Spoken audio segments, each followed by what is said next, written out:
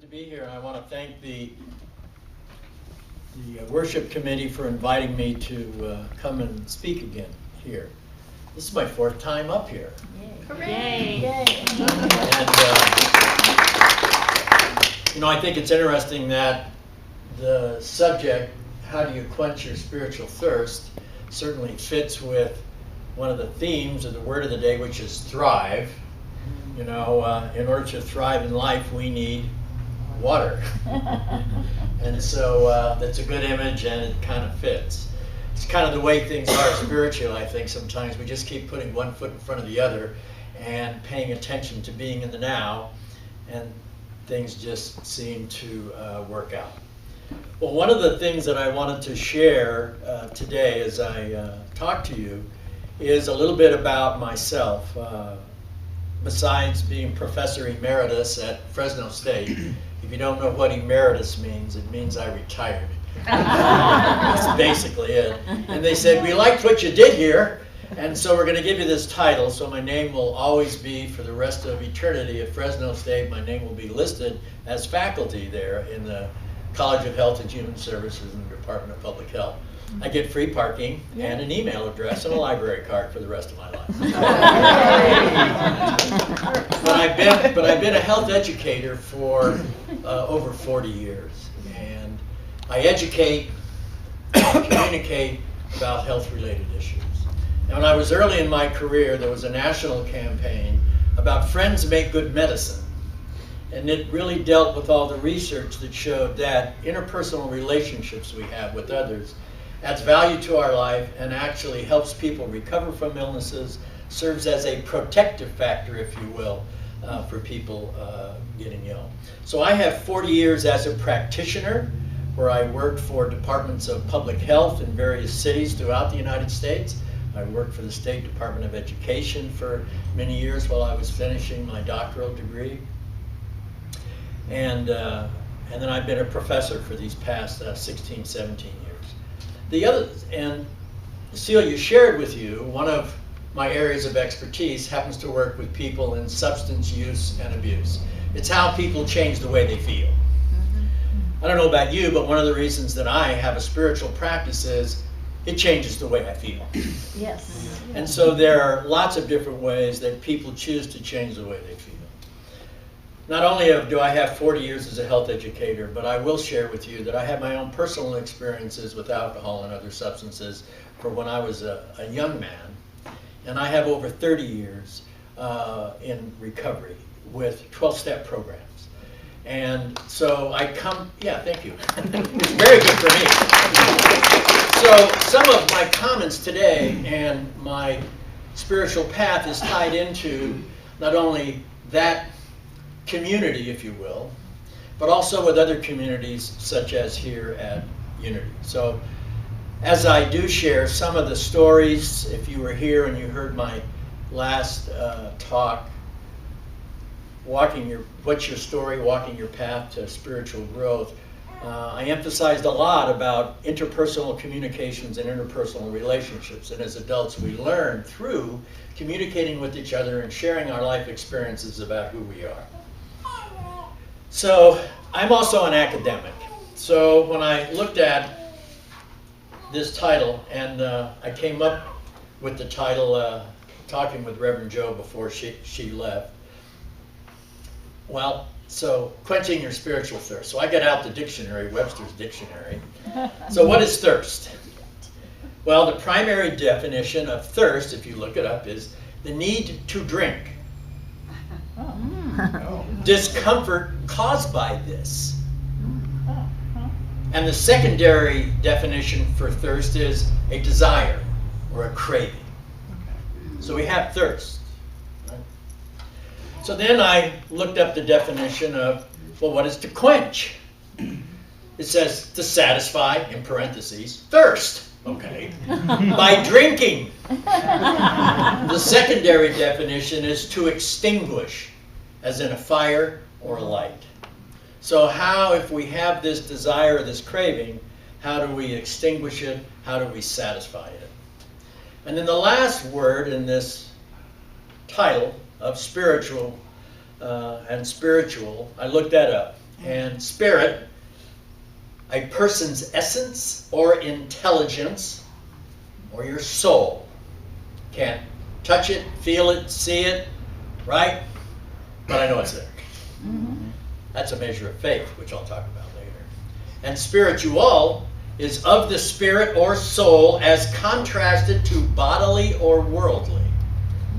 So one of the ways I look at life is things are either physical or spiritual. The very fact that I can touch everything here and I can give many of you a hug, that's all physical. I can touch it, taste it, measure it. That's of the world.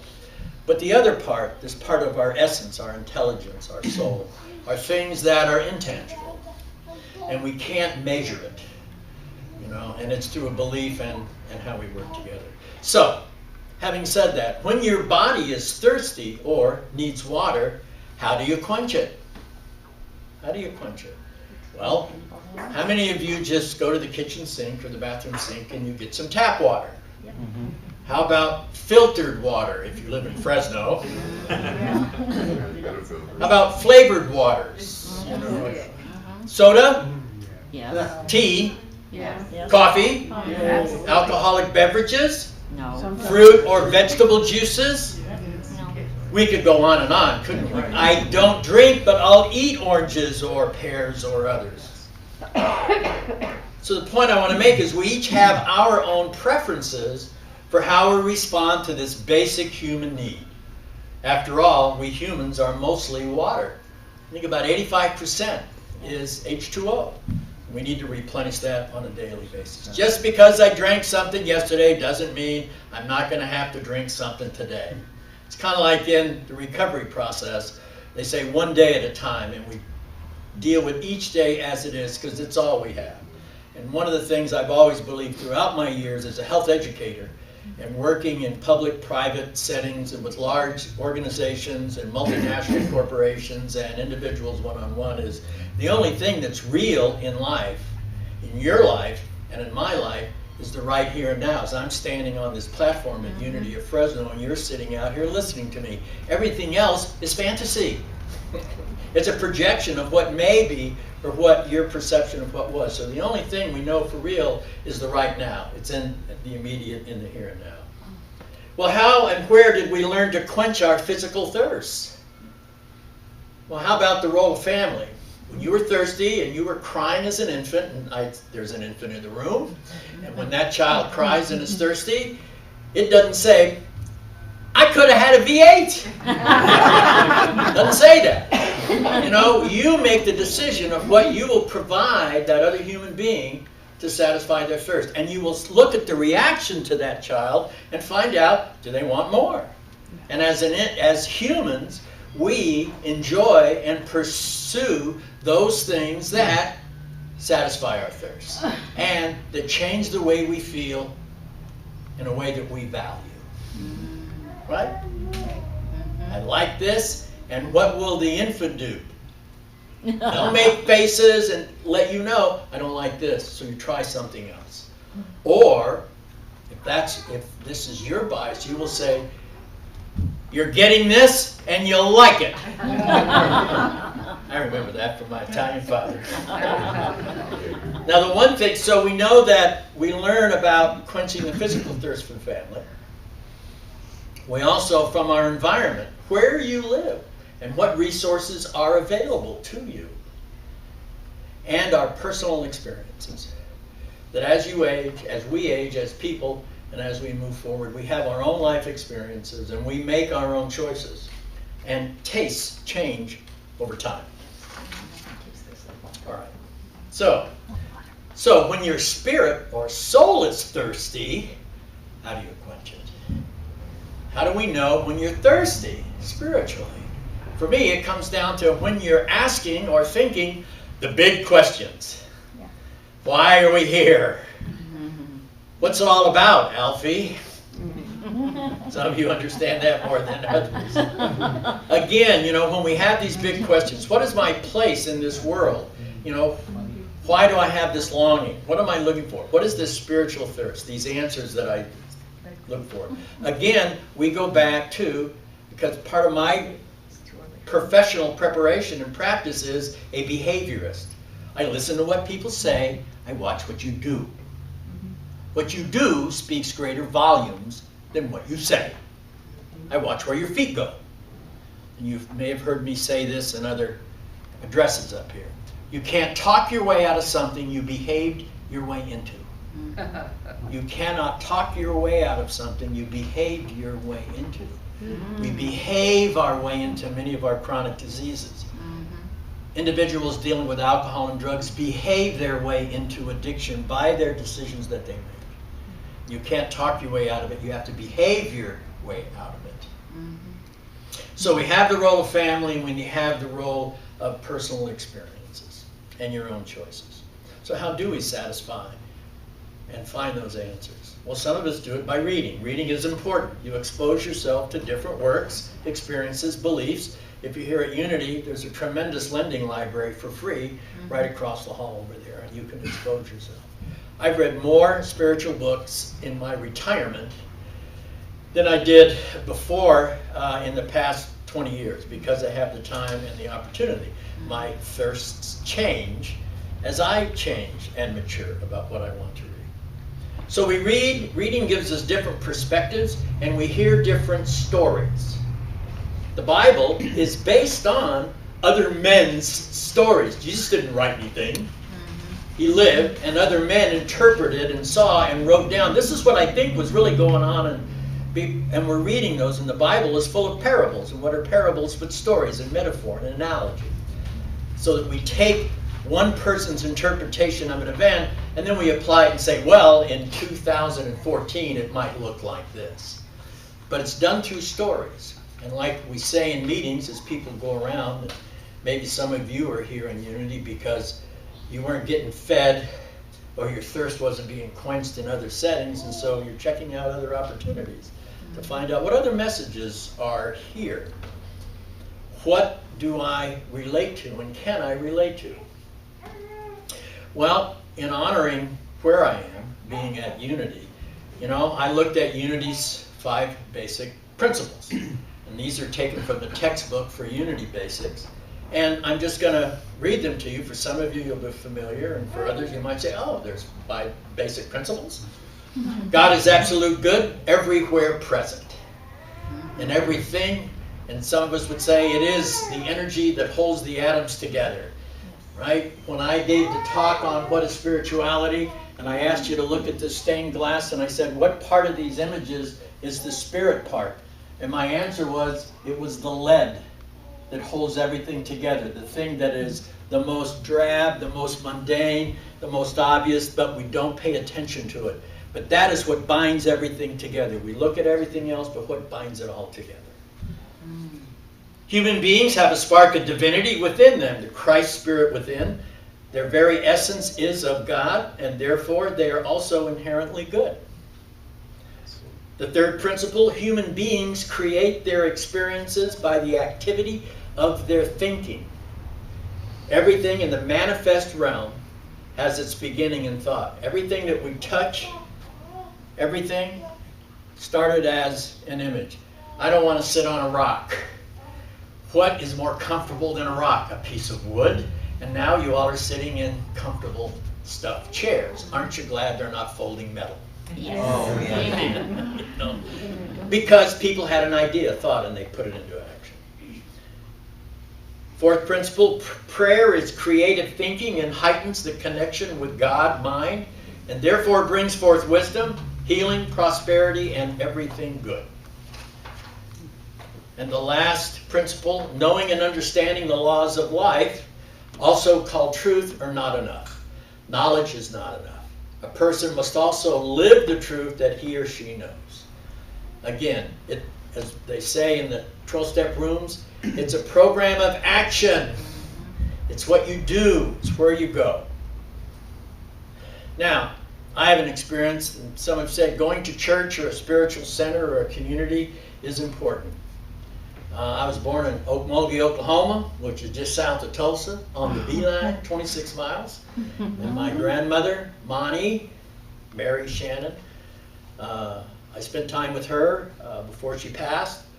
I was in recovery, and she said, she called me Skip. You may not call me that.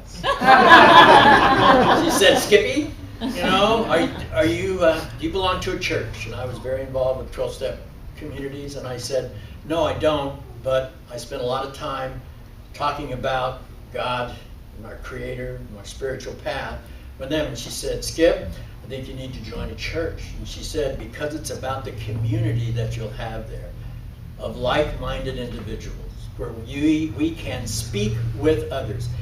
And hopefully when you, in being involved in this community or any other, it isn't just that you come in to hear who is at the dais, at the lectern for on a day, but it's the relationships with the other individuals and your ability to say, so what do you think of that Davoli guy today? I think it was full of beans. Or, you know, something resonated with me. But having the conversation, being able to say, how did this fit with me? And sharing it with somebody else. It is through the richness and the diversity of our feelings as we look at our spiritual paths that I believe we strengthen our spiritual path. It gives us permission to say, you know what, I'm going to take one more step.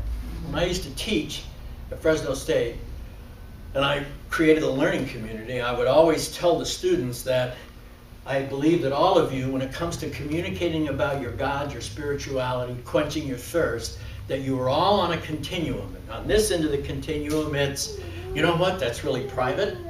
It's my own personal experience. It's nobody's business but mine, and I'm okay with it. At the other end, and I'm moving on the video, I'll be over here, video. At this end of the continuum is, you know, I get on the street corner and I let everybody know that it's just fantastic and I can't get enough of sharing it.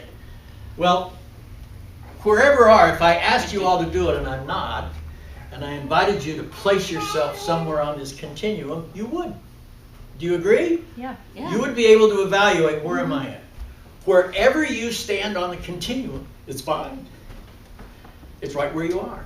My goal in interacting with individuals is that after the experience that you would be willing to take one step towards the more open, involved, interactive end of the continuum.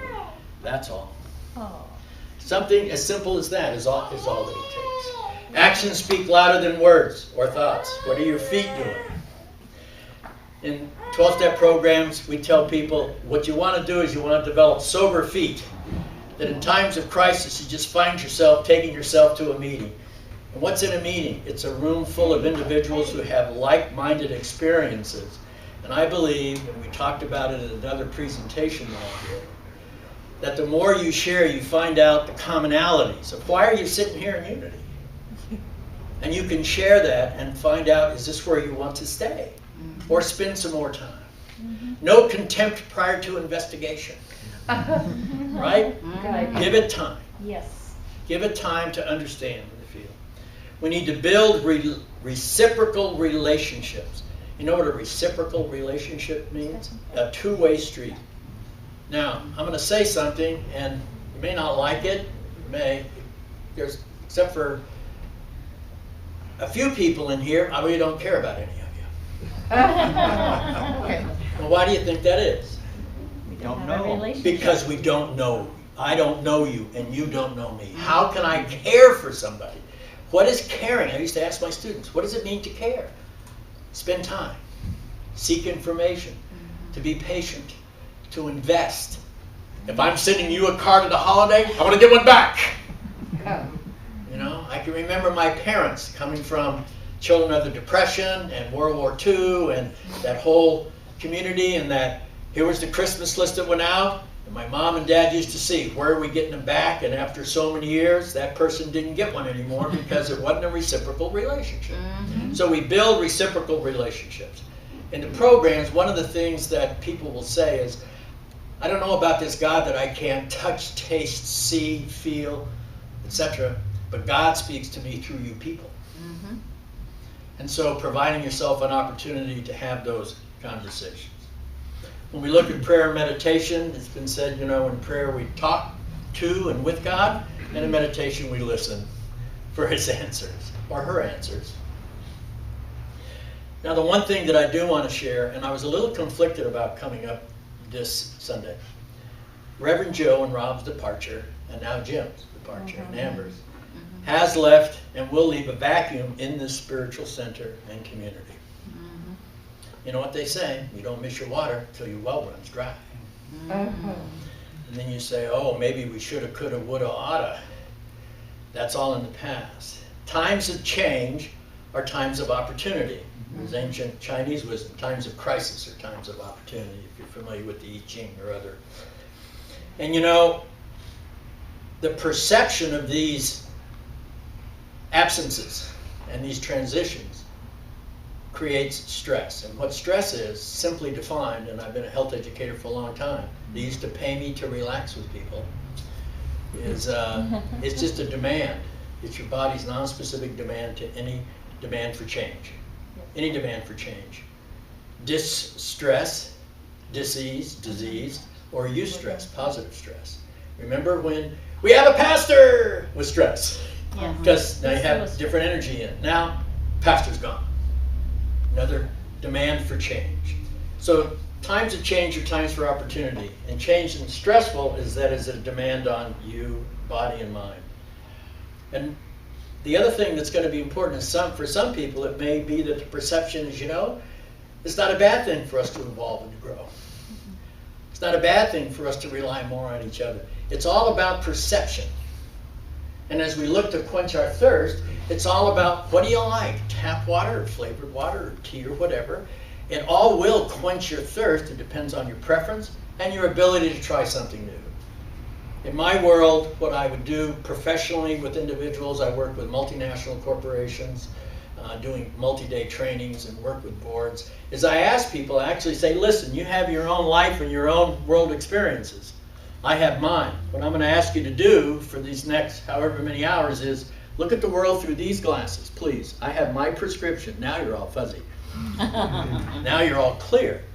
And so a lot of times what will happen here is there will be an opportunity to see things through different people's eyes. Doesn't mean you have to accept it, but there's an opportunity to look and to try a different beverage.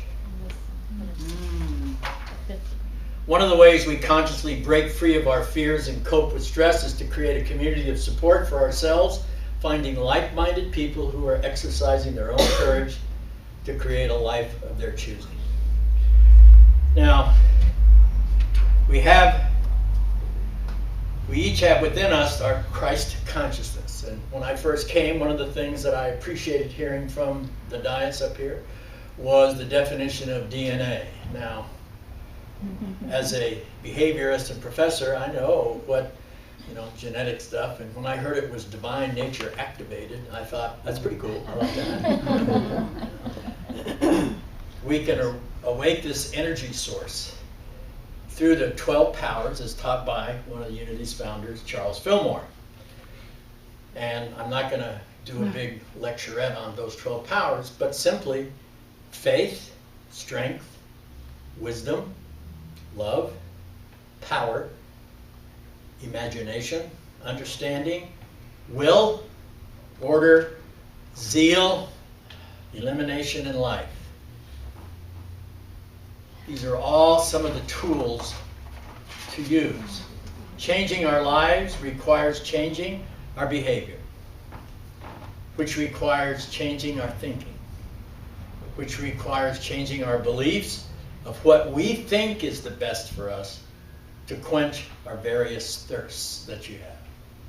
So, only you can answer the question whether you have to drink. Whatever your answer, my hope for you is that you'll then say, thanks, I think I'll have another. Namaste.